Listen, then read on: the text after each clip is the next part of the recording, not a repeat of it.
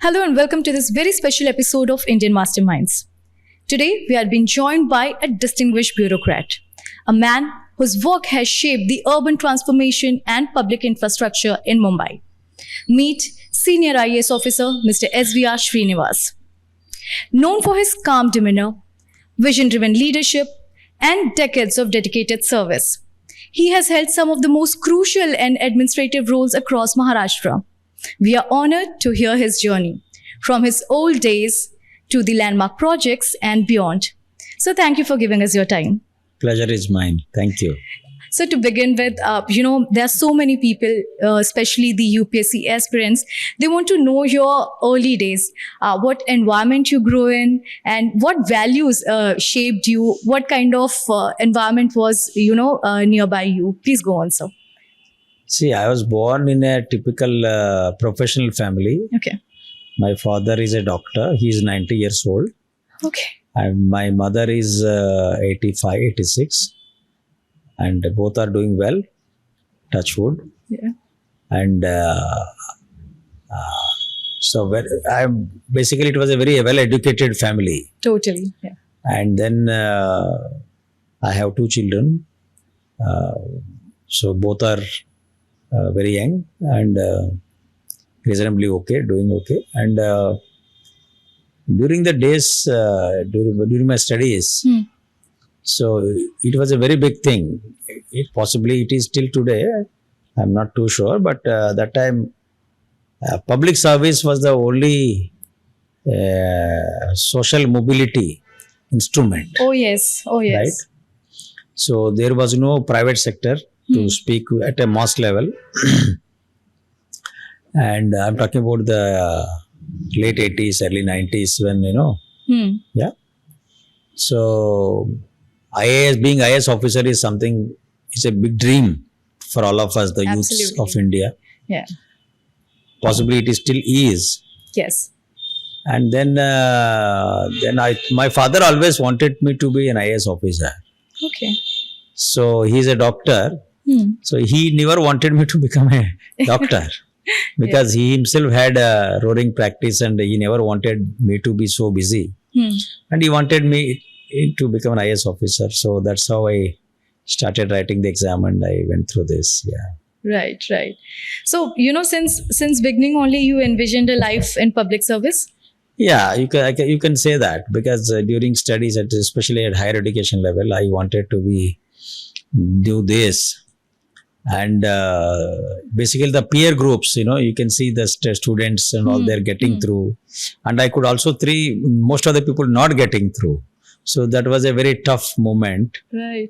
Those tough times, in fact, because as I just said, there were hardly any opportunities for jobs, private jobs. And typically there used to be two exams. One is UPSC, otherwise the bank exams. These are the typical exams in those days, Yes. So I did write the bank exam. I cracked it in the first go. Okay. Yeah. And then I did join the Reserve Bank of India. I was there for a very short while. So I never wanted to be there in the first place. So it was like a backup plan. Okay. So yeah, so then I resigned and again I wrote and all that. Yeah. How many attempts did you give, sir? I give two. You gave 2 attempts. Yeah, first time I just missed IAS by whisker by maybe about 5-6 marks. Yeah. Second attempt I went through. First time I was joined the National Police Academy in Hyderabad for some time. I was a probationer.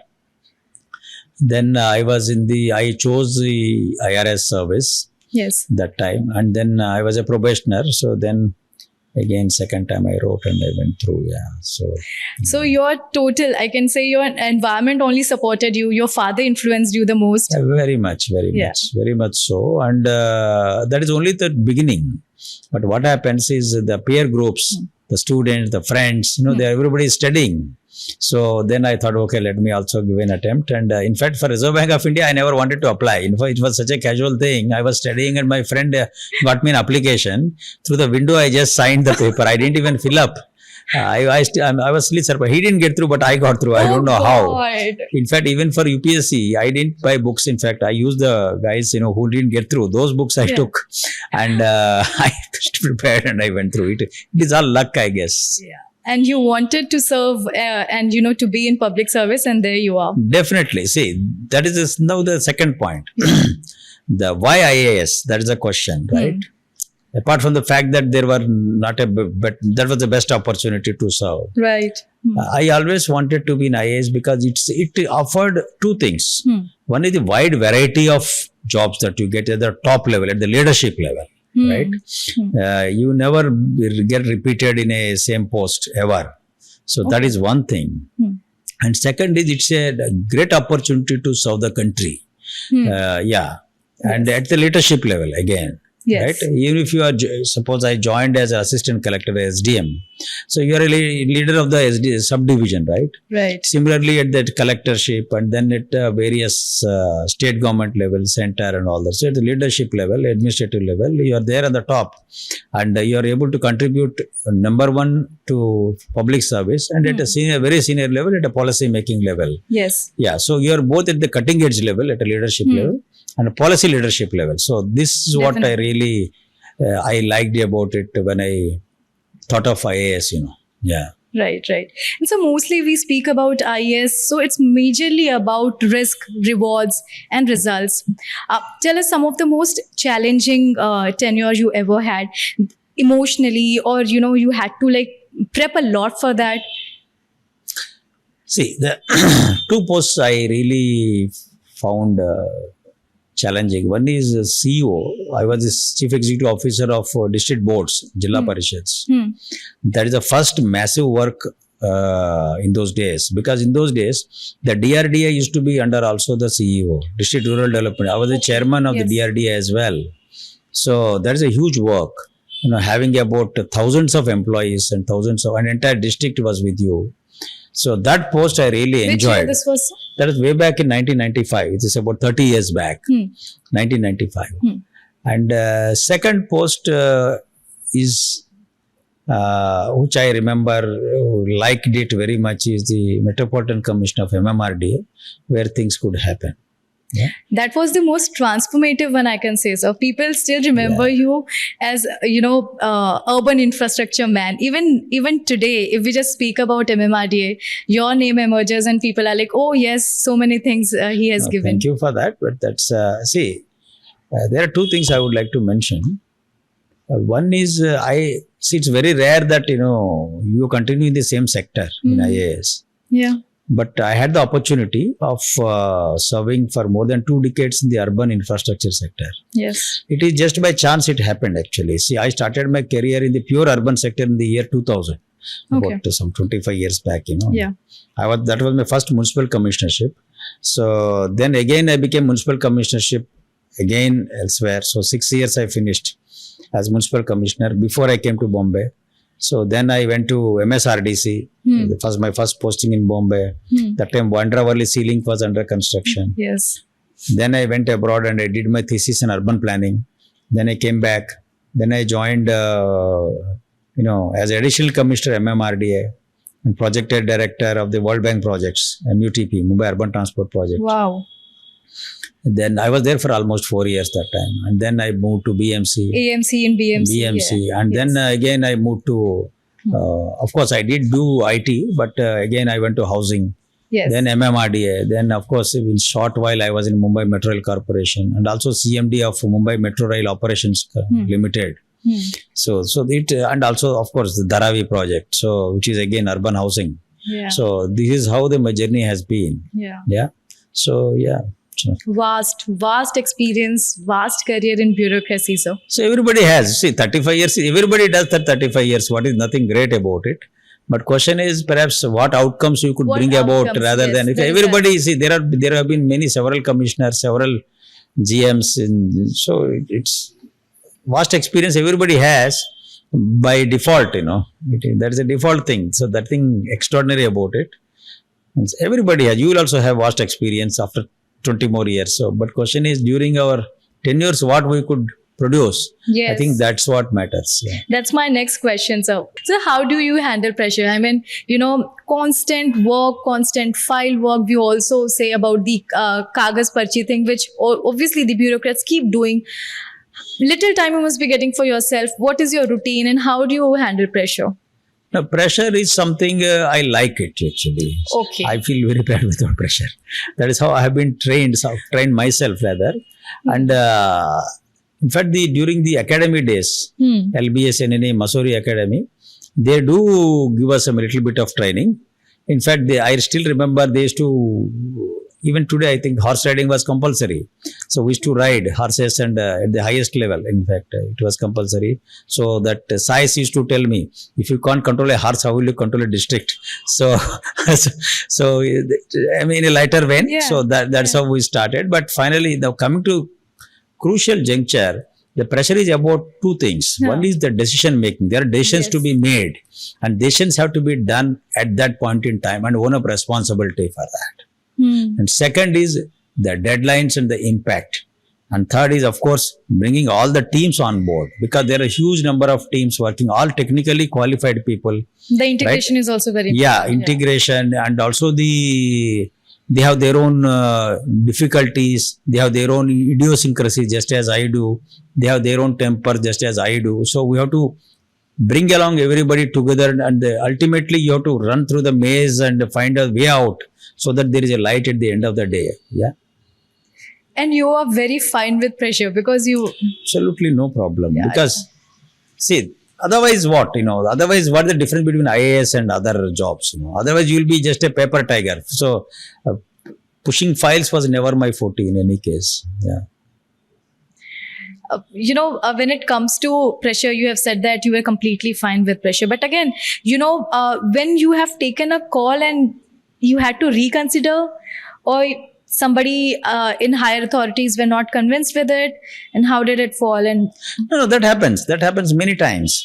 See, we do give suggestions and at the highest level, and they are get accepted mostly. Maharashtra has a very good culture. Okay. Yeah, and especially within Maharashtra, I was mostly towards the second of my career in Mumbai and MMR region. Yes. So even in whether it's BMC or MMRDA or at the government level, at the highest level, chief secretaries and chief minister, present chief minister especially. So definitely they really understood things. So there's a discussion always. It is never, no, you do like this. Never. Less of intervention? Interference is hardly any, in fact.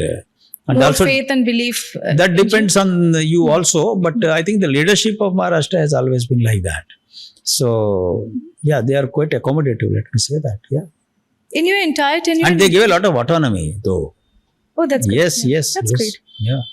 But so you never But what they wanted was, Yeah. sorry to interrupt, Yes, sir. but they wanted results. Yeah. Right. Yeah. And they always appreciated that. Yeah. That's great.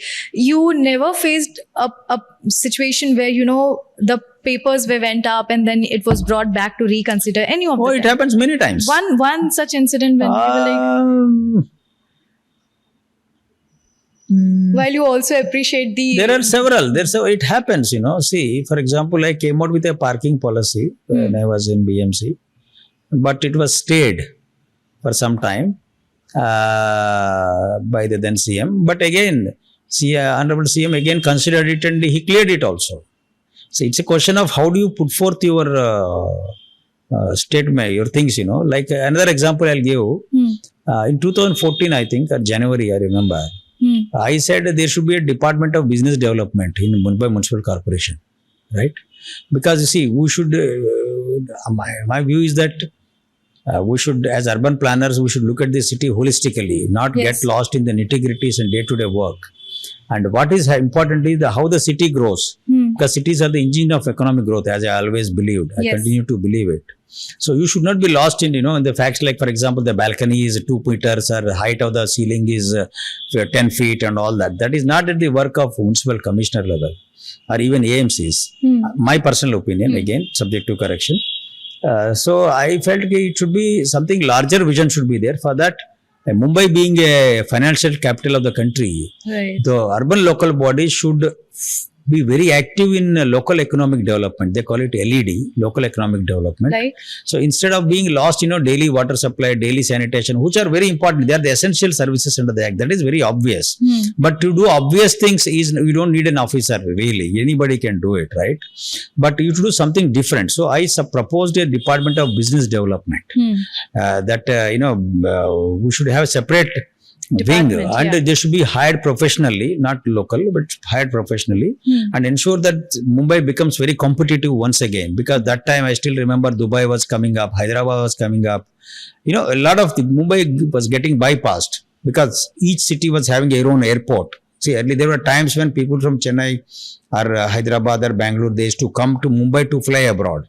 But it was no longer so. Already, you know, they are directly connected to globally. So I felt the Mumbai should become very competitive once again, even at the not just national level but globally and at the Asia level. So to improve business in Mumbai, the corporation should be having a proactive role. For that, I did suggest that there should be a Department of Business Development. And initially, it was really not so well taken. But when I discussed, finally, it was accepted. And as I see, I think now the department is still working. How it's working is a different thing. But then, that is the same year, if you remember, the then Honorable, the present Honorable Prime Minister had come out with ease of doing business, EODB. Yes, correct. So, it so happened, it's coincided. And in fact, that really put the thing on the agenda. See, the corporations and the regulators should also ensure that there is ease of doing business. Of course, then on it came to ease of living and many other things, you know. Yeah, anyway. Right. You know, over the years, you have also... I still don't remember. See, there are several projects which I was expecting something really shocking, but you gave all really. The answers. No, shocks... maybe I'll remember in due course, maybe. Maybe during the conversation. We are in no hurry. These things happen at the district level. You see what happens at the district level. These two things do happen. So now you're reaching to your retirement now. But how this project is going to be? Will you still serve as CEO of Dharavi? I don't think so. When you retire, you go back home and have a new innings, right? What are you saying, sir? Why not? Come on. I can see your vision, for the next 10 years, I can see the vision in your eyes. The entire roadmap is set. Everything is set. That's okay. But you have to do what is given. I honestly thought that, this additional charge is going to go. But I thought Dharavi, it will be with you, this entire project. No, see, the government has to take a call and they'll take a call. But question is, I think as far as I know, as of now, it's done. Yeah. So everybody should have a new innings, right? So it's good. I'm in fact looking forward to new innings. Yeah. I guess I am. But I would like to tell you one thing. The question you are not asked. I should have mentioned. You did ask, but I forgot to mention. When we joined the service way back in 1991, there is a point of inflection in India. The 91, I belong to 91 batch. That was when the economic reforms had started. Dr. Manmohan Singh and P.V. Narasimha Rao, the then Prime Minister, 91. Yes. So till that time, the outlook was different. Outlook was that public sector, socialism, we were all brought up in that 5-point program, 20-point program and all that. And everything is government, right? Yeah. Socialistic pattern of society. But 1991, when my batch came, it was quite a different experience because people were talking about liberalization and new economic policy. The budgets were coming out. And I still remember, but one of them I still remember. One of my professors or deputy directors in Missouri, they used to say, in future is all economic growth. You will be left out in the process. You will not have anybody, you have to do everything on your own. But now I feel there is more staffing and more of that. But as a whole, at a macro level, things have changed drastically.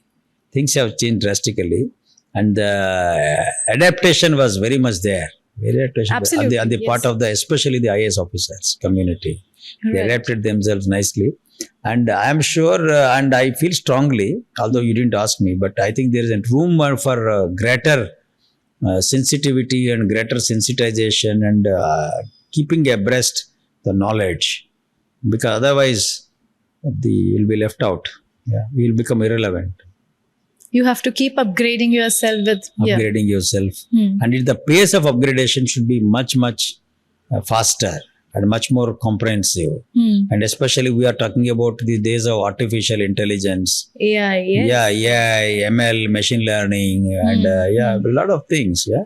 Okay. And I still remember one more episode. Yeah.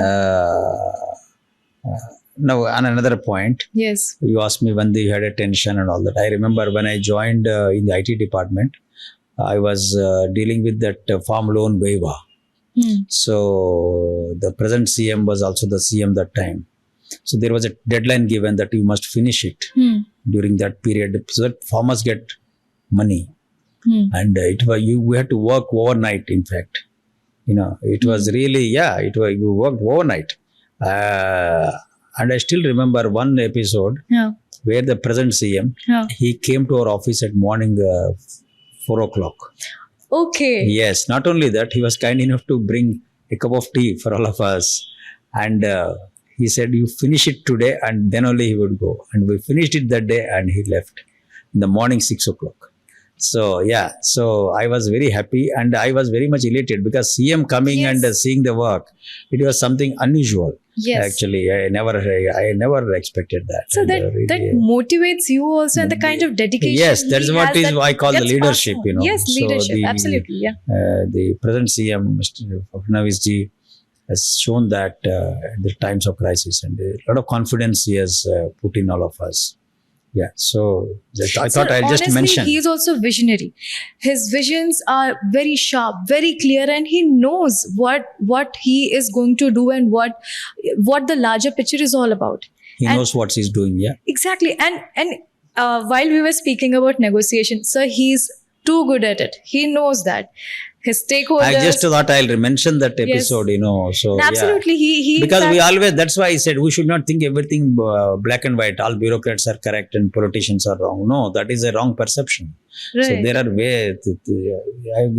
So your advice to all the UPSC aspirants, because we see in this age of social media and everything, there are this sector of youngsters, those who are preparing really hard for their UPSC exams. And when it comes from a veteran like you, what kind of advice do you need to give? See, there are several veterans, but I am not good at getting advice. But I will give two comments rather. I'll conclude on that. One is for the aspirants. Yeah. Secondly, for the youngster officers who are getting selected, both.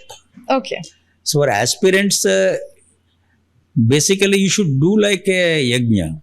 So you should study thoroughly and very vigorously and very comprehensively you should prepare. Otherwise, don't attempt that exam.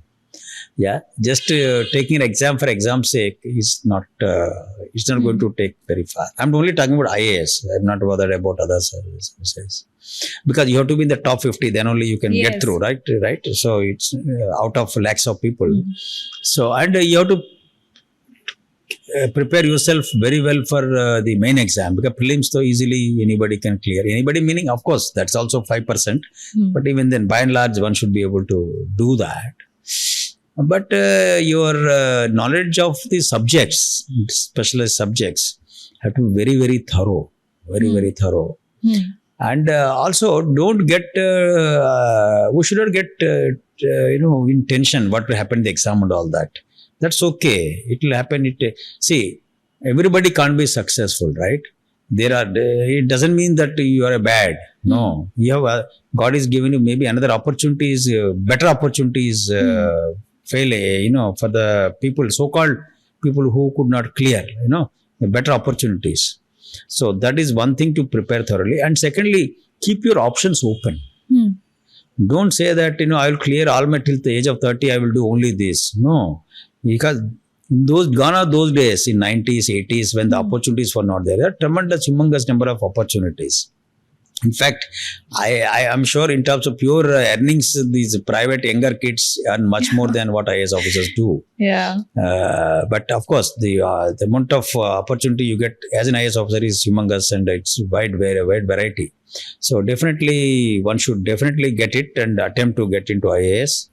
And I don't regret what I got in the last 3.5 decades, Yeah. And for the youngsters who have gotten into IAS, I would give one advice. The advice is as following. Try to specialize in one or two sectors. Okay. See, because now it's no longer that people don't know anything. People know a lot because of social media to internet, right? And so you have to be a multi-specialist You can't afford to be a generalist. You're multi-specialist. That expertise comes. So you should be a specialist in one or two, three sectors. Right? Because if you want to really handle the projects and you make a difference, see, there are two categories of officers. One is to occupy the chairs. Everybody occupies some chair, right? At the end of the day, you are at this somebody becomes commissioner, comes chief secretary, somebody becomes secretary, all that. Yes, that's okay, yes. or chairman or something. But what you could do or deliver during the tenure, that is what ultimately counts when you look back, right? If you want to do impactful tenures, I think one should specialize.